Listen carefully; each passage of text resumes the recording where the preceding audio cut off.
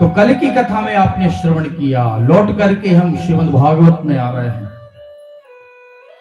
कल की कथा में आपने रुक्मणी विवाह की कथा श्रवण कर रहे थे। कितने आनंद के साथ में हम लोगों ने कल रुक्मणी विवाह मनाया। कल तो ऐसा लग रहा था कि हम लोग श्रीधाम गोटेगांव में नहीं बैठे, कल तो हमको ऐसा लग रहा था कि हम तो भैया द्वारका में बैठे हैं। बोलो भक्त वत्सल भगवान की। भीष्म नाम के राजा ने आज अपनी कन्या रुक्मणी को बुलाया है और बड़े धूमधाम के साथ में विवाह संपन्न कराया है। आगे चल करके सुखदेव स्वामी कहते हैं, राजा परीक्षित, भगवान श्री कृष्ण का जब विवाह हो गया तो कालांतर में माता रुक्मणी गर्भवती हुई और एक पुत्र की प्राप्ति हुई है।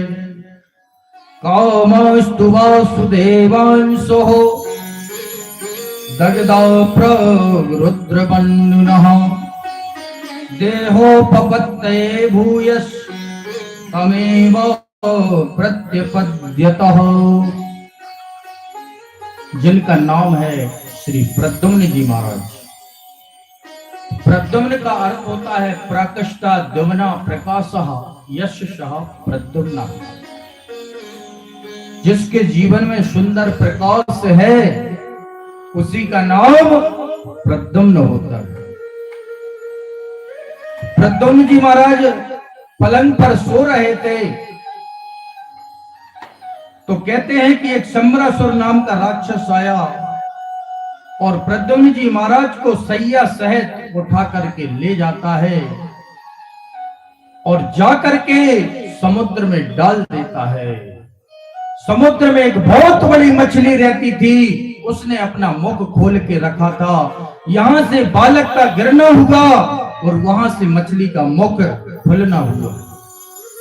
जैसे ही बालक गिरा तो मछली के पेट में चला गया। ध्यान से सुनना।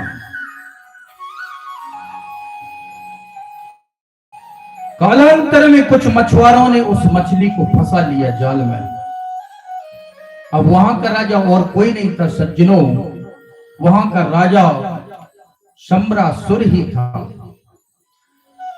शंबरासुर को वो मछली दी गई और जब मछली को काटा गया तो उसमें से एक बालक की उत्पत्ति हो जाती है। बोलो वृंदावन बिहारी लाल की, जिसका नाम है प्रद्युम्न। शंबरासुर के महल में एक रसोई की सेवा करती थी विद्यावती। विद्यावती जो है भोजन प्रसादी बनाती है और यहाँ पर भी हमारी माताएं बहुत सुंदर भोजन प्रसादी बनाती हैं। हमारे सभी ब्राह्मण बहुत तारीफ कर रहे थे। जोरदार ताली बजाएं एक बार माताओं को।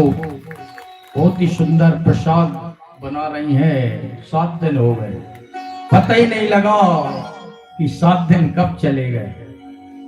इतना स्वादिष्ट प्रसाद बनाती है माता जी।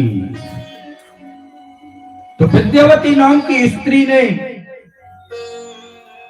उस बालक का लालन पालन प्रारंभ कर दिया।